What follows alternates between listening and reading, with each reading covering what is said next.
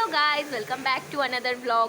তো এই ব্লগটা আজকে অনেকটা বড় হবে, মানে আজকে হবে না, এটার পার্ট বাই পার্ট আসবে। তো এটার পার্ট বাই পার্ট আসবে, কারণ এটা একটা বিয়ে পারপাসে একটা ব্লগ হবে। তো পুরোটা দেখো, কার বিয়ে আর আমরা কি মজা করবো, কিরকম কি ড্রেস করবো, মানে সাজবো, সমস্ত কিছু দেখতে পারবে। চলো দেখাও। তো চলো, ইন্ট্রোডাকশন তো আমি দিয়েই দিলাম। তো welcome back to another blog. তো আজকেটা আমি বলেই দিলাম আগে, বিয়ে বাড়ি ব্লগ হতে চলেছে। তো আজকে ছিল মেয়ের আইব্রো ভাত, মানে আমরা মেয়ের তরফের ছিলাম, তো মেয়ের আইব্রো ভাত ছিল। আর দেখো আমরা কি সুন্দর, আমি আর দিদি দুজনে টুইনিং করে সেম জামা পরেছি। কীরকম লাগছে আমাদেরকে অবশ্যই জানাবে। তো এই আমি প্রথমে জায়গাটা যেখানে রান্না হচ্ছিলো, আমি সেখানটা ফার্স্টে ঘুরিয়ে দেখিয়ে দিলাম। তারপরে আমাদের ভিডিও নিতে নিতে, মানে আমাদের জায়গা ঘুরে দেখাতে দেখাতে ততক্ষণে কোণে চলে এসেছে।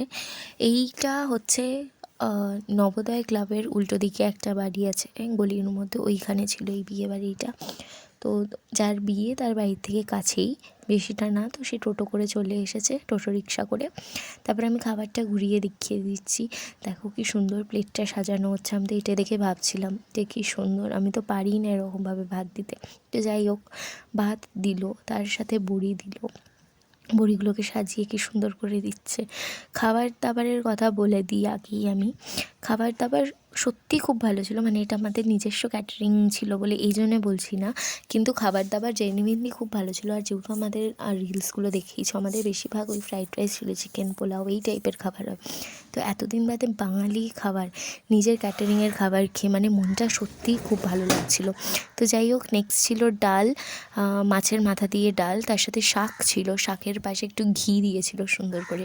শাকটা নোটে শাক ছিল, কি সুন্দর কোকোনাট আর বাদাম দিয়ে ভাজা ছিল, আরও কিছু মনে হয় দেওয়া ছিল, আমি ঠিক জানি না। খেতে খুব ভালো ছিল। তার সাথে কাতলা মাছ ছিল, পার্শে মাছ ছিল, আর চাটনি পাঁপড় ছিল। তার সাথে শুক্তোও ছিল, শুক্তোটাও খুব ভালো ছিল। আমার যদিও বা আমার বা দিদির অত শুক্তো পছন্দ না, কিন্তু খেতে সত্যি খুব ভালো ছিল। তারপরে দেখো কি সুন্দর আশীর্বাদ হয়ে গেল, এখানে দুটো বাচ্চা বসেছিল নিতকোণে। তো আমরাও খেতে বসে গেলাম। টাটা। ব্লগটা কেমন লাগলো অবশ্যই, আর এটার সেকেন্ড পার্ট আসছে, দেখা হবে সেকেন্ড পার্ট।